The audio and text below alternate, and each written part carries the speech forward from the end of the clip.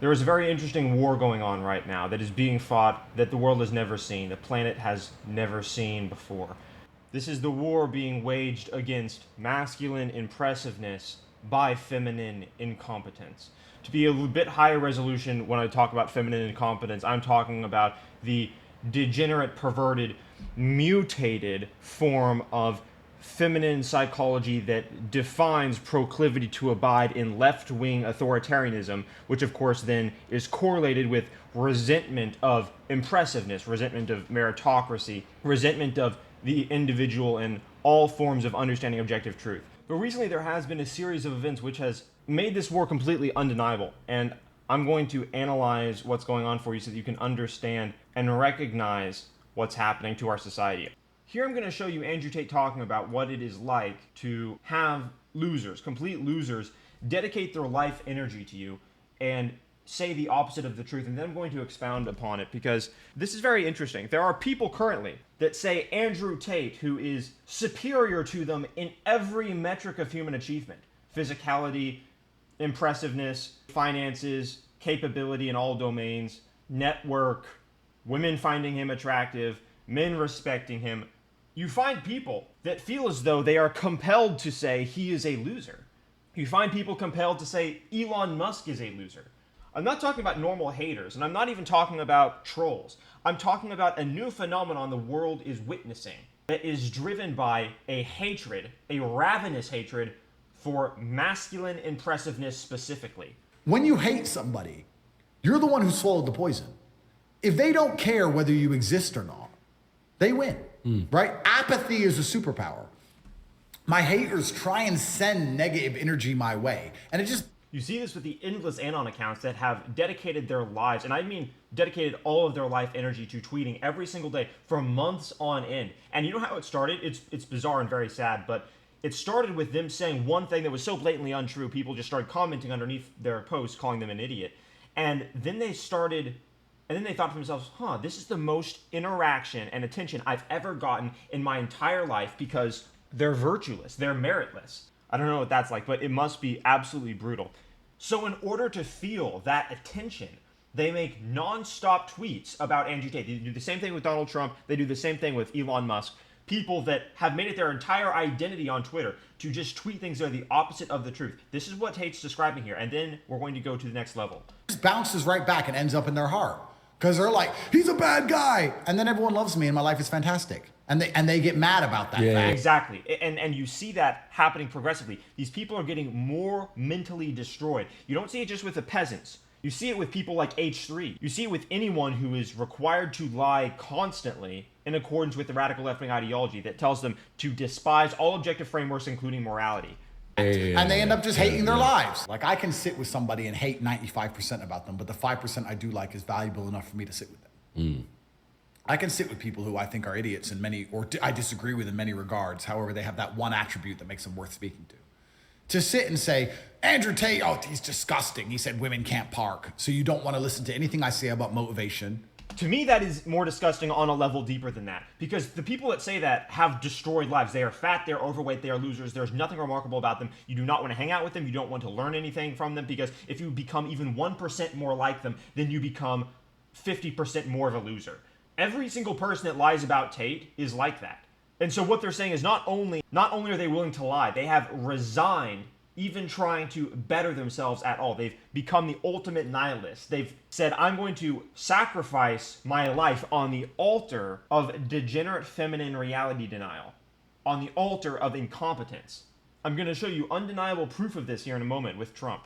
Don't want to listen to anything I say about motivation as a world champion athlete, or mindset as a billionaire, or business, or finance. You don't want to listen to any of that because you're upset that I said women can't park. Well, then you're a dummy. For all of human history, society has scorned those people. Society has said, you have no place in civilization. But now the left has said, wait a second, that's resentment that person has. We can harness that because our ideology is built on resentment. So I'm going to tell these people that if they just agree with my ideology, then they can have virtue. Their lives can have the counterfeit version of meaning. They can be called good people as long as they deny reality in accordance with the ideology of the left-wing Marxism. They deny individual responsibility, accountability, meritocracy, reason, rationality, the list goes on.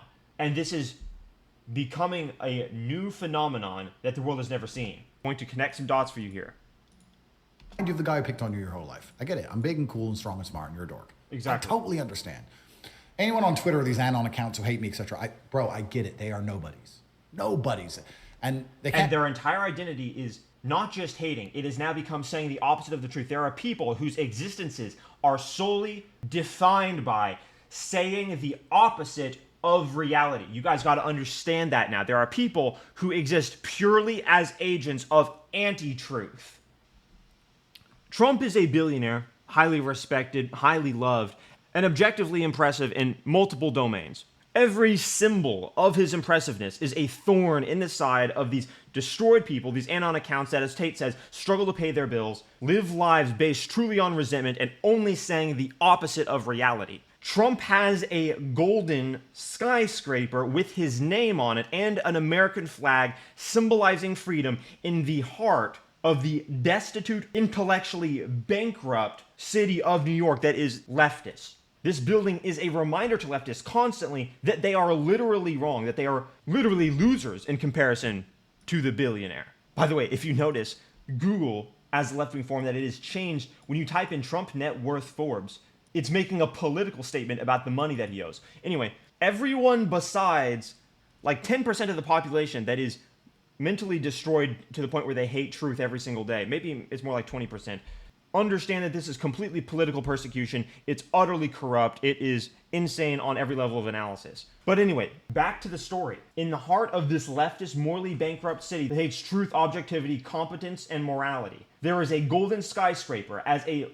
monument to a billionaire that embodies all of those things. Then they take a degenerate woman who says she was raped by Trump, but she can't remember when, she can't remember where. She just accuses him. Trump says this woman is crazy. They go to court.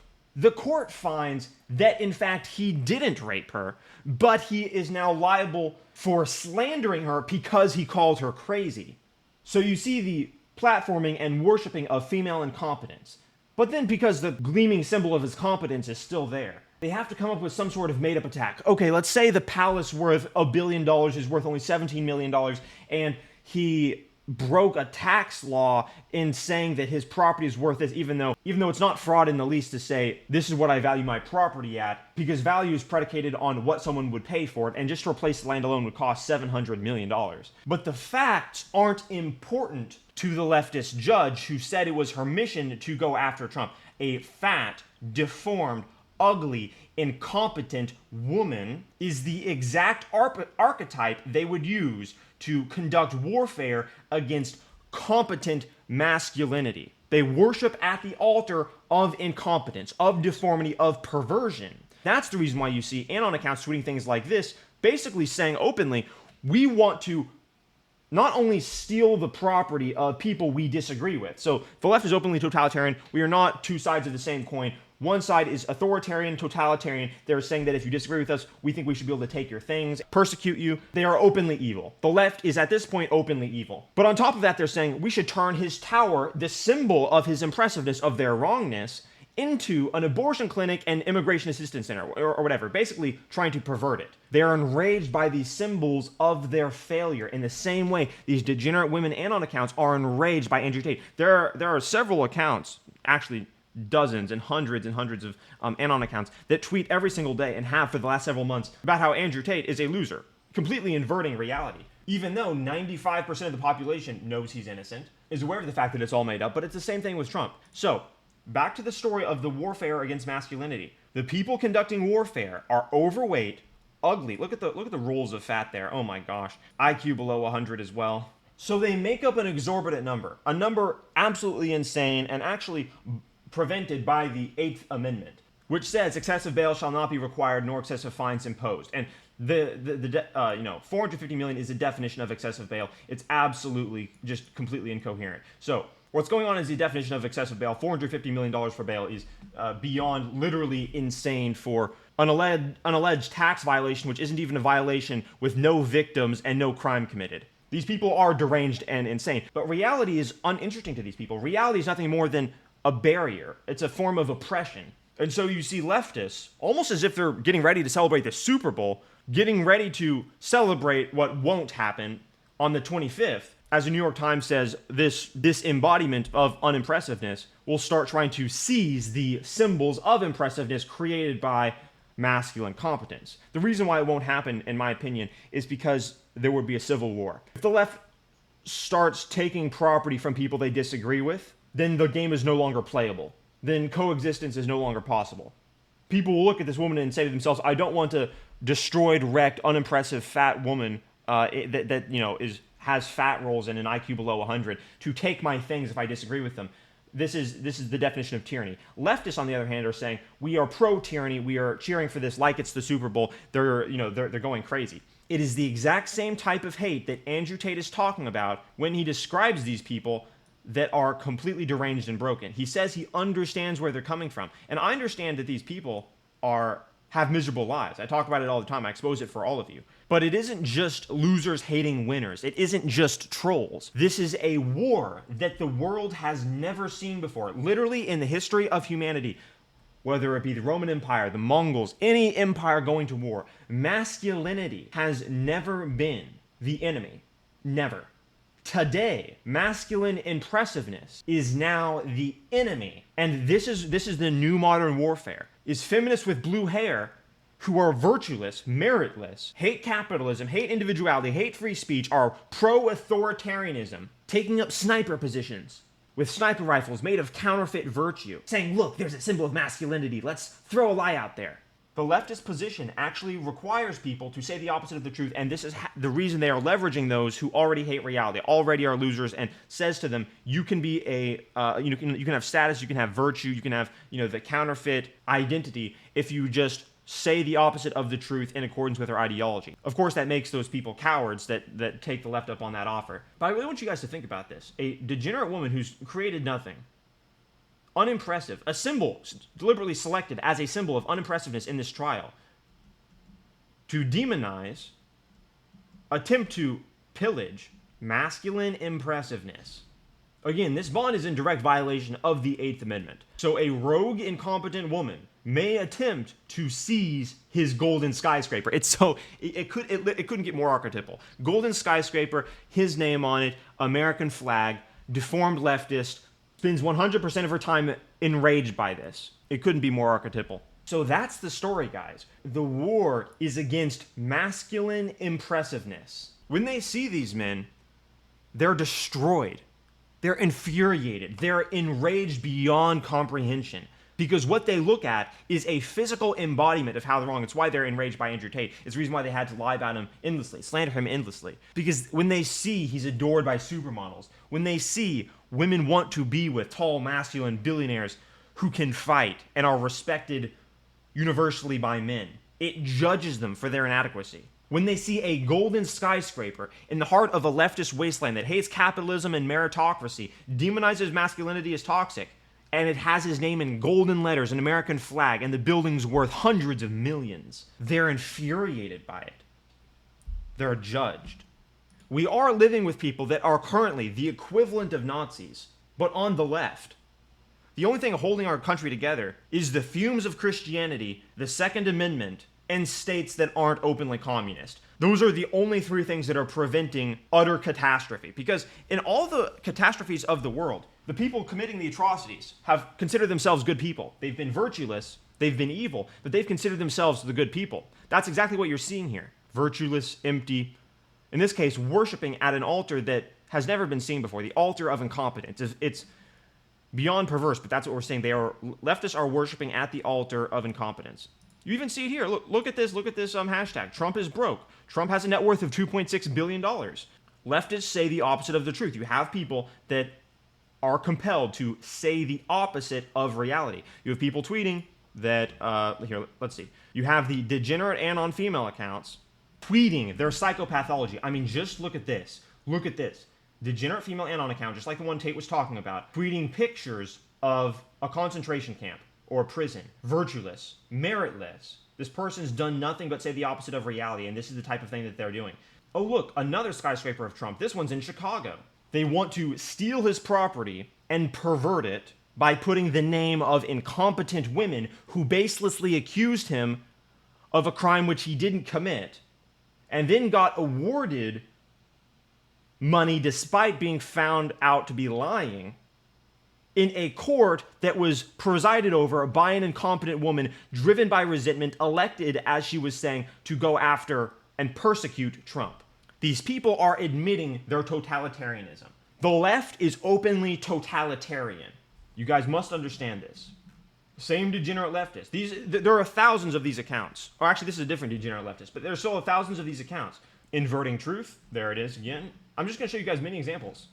Kyle Rittenhouse defended himself against leftists. And as he was defending himself against leftists, interestingly enough, the people that he shot were a pedophile, communist, and an abuser of women physically. Very interesting. But this was really interesting too.